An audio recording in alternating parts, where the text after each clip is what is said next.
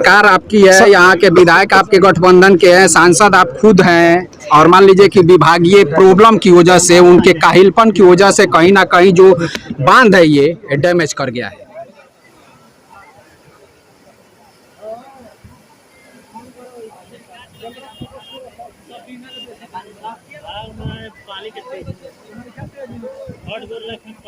पानिया कम बा गया, इसको हम गंभीरता से लेते हैं जी। और लगातार 2 दिनों से सीपेज इसमें था जी।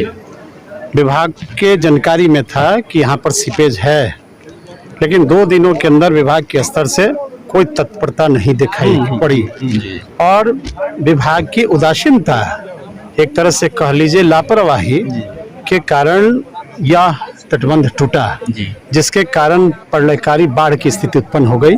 पूरी जनता अस्त व्यस्त हो गई, किसानों के फसलों का नुकसान हुआ, हो सकता है रात तक गृह क्षति भी हो जाए।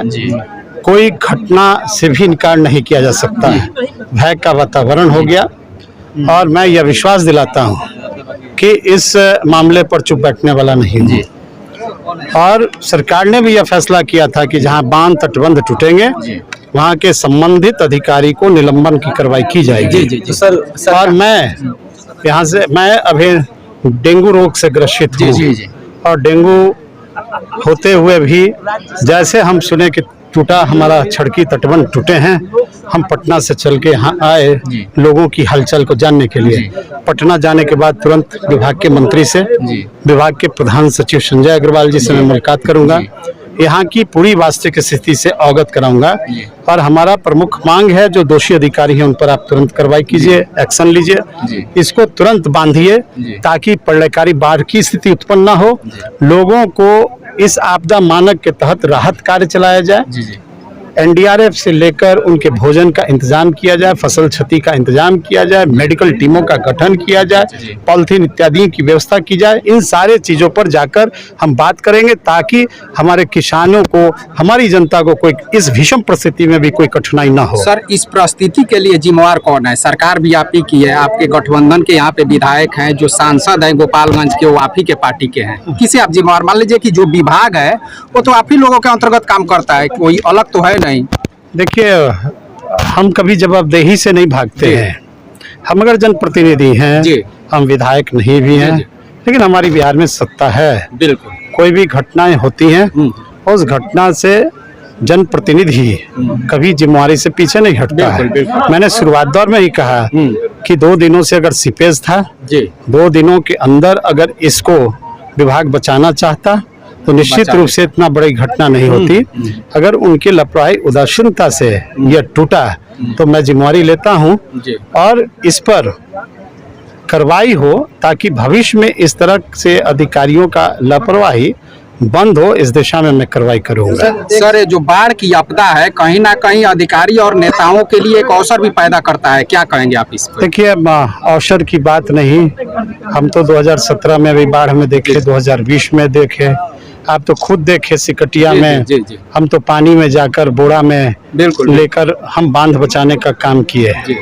इसी बंजरिया शीतलपुर के इलाके में टूटा, घर घर रिलीफ चलाना, रात दिन आना, लोगों की सेवा करना, यह हमारा कर्तव्य धर्म बनता है।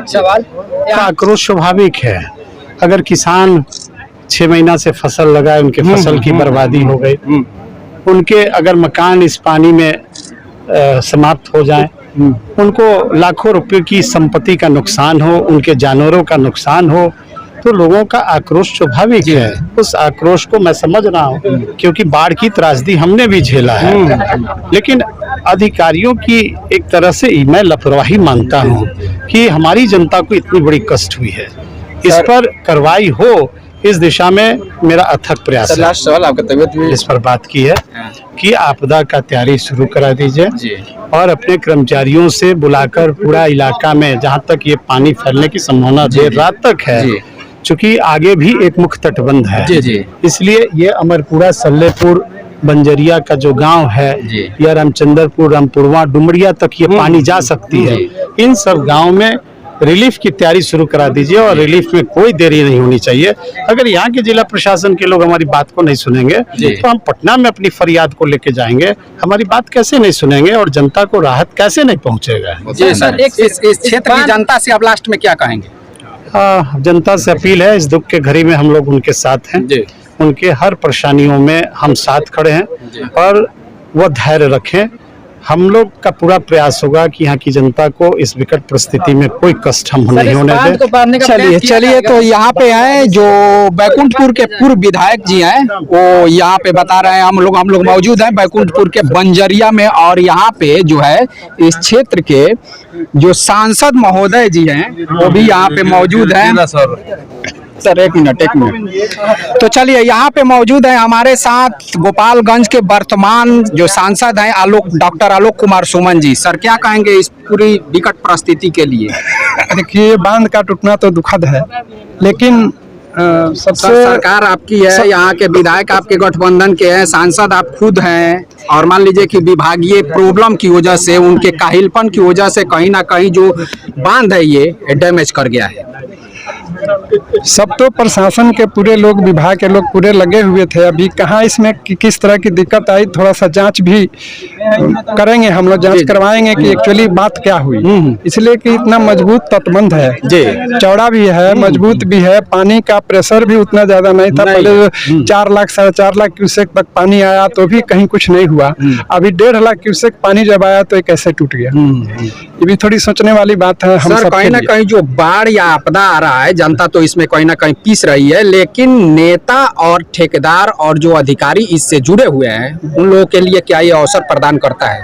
क्या कहेंगे इसमें? नहीं, मैं व्यक्तिगत तौर पर कहता हूँ कि मैं तो ऐसा अपने लिए नहीं मानता हूँ। अब आप कहने के लिए तो नहीं, सार्वजनिक स्वतंत्र पूछ रहा हूँ। हाँ, नहीं, मैं चूंकि हो सकता है कि कुछ लोग ऐसा हो सकता है, लेकिन मैं दावे के साथ नहीं कर सकता। लेकिन मैं कहता हूँ कि वैसे बहुत कम लोग हैं, ज्यादातर लोग हैं वैसे जो जनता की भलाई चाहते हैं। जी, पहले सर जब ये निर्माण हो रहा था या मतलब इसका कार्य हो रहा था, आपने पहले आके एक भी बार निरीक्षण नहीं किया?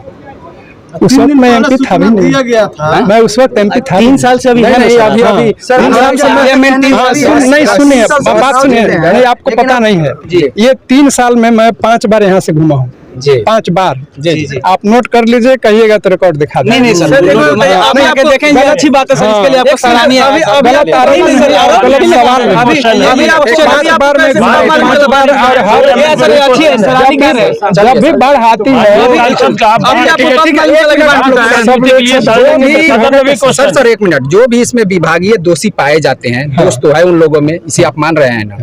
3 दिन पहले सरकार में बगैर जांच का बगैर जांच को किसी पर मैं आरोप कैसे लगा सकता हूँ? नहीं, जो इसका लीकेज है वो 2 दिन से जांच होगी।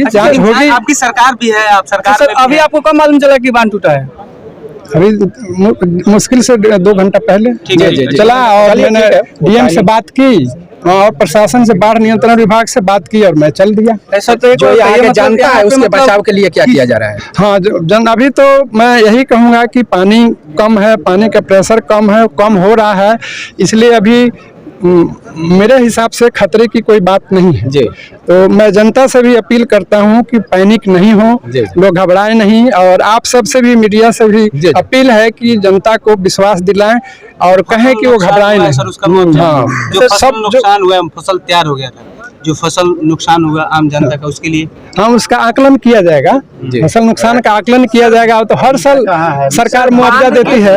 सर आम जनता का सवाल है, फसल पहले इधर भी कुछ लोग अभी आम जनता का सवाल है। देखिए, फसल जिनका भी बर्बाद होता है हर बार उसका कंपनसेशन दी जाती है। तो इस बार भी मिलेगा, लेकिन पैसा जो है उन लोगों को मिलते मिलते कहीं ना कहीं रह जाता है। ठीक है, कई बार ऐसा हुआ है, जैसे जनता है, थोड़ा आप जनता का सवाल, आम जनता का जो फसल का क्षति हुआ है उसका पूरा सर्वे कराकर, बढ़िया से आकलन कराकर और उसका क्षतिपूर्ति दिया जाए, यही रिक्वेस्ट है आपसे सर। आप सर लेटर लिखिए इसके लिए। मैं लेटर लिखूंगा, बात करूंगा, अपने मंत्री महोदय से बात करूंगा कि किसानों को हर्जाना दिया जाए, जो फसल डैमेज हुआ है उसके संबंध में मैं पहले भी बात किया हूँ, आपको हर बार भी दी जाती है सरकार के द्वारा, इस बार भी दी जाएगी। आप इसके लिए आप लोग यहाँ पे स्थानीय जनता का कहना है कि 3 दिन से रिसाव हो रहा था, पर प्रशासन का कोई आदमी आकर शासन तो लगा हुआ था, लेकिन अभी तो चूंकि आप कह रहे हैं तो इसकी जांच होगी। जी जी जी बिल्कुल बिल्कुल। चलिए सर, धन्यवाद आपका सर। तो चलिए, ये थे हमारे गोपालगंज के जो सांसद महोदय हैं। अब इनका कहना है कि विभाग की इसमें लापरवाही तो है, लेकिन अब इस पे कार्रवाई की जाएगी और जो भी आम जनता है उनके लिए मान लीजिए कि कुछ ना कुछ मुआवजे का ऐलान किया जाएगा। तो देखिए अब धरातल पे कहाँ पे क्या उतर पाता है या नहीं अब इस समय के गर्भ में।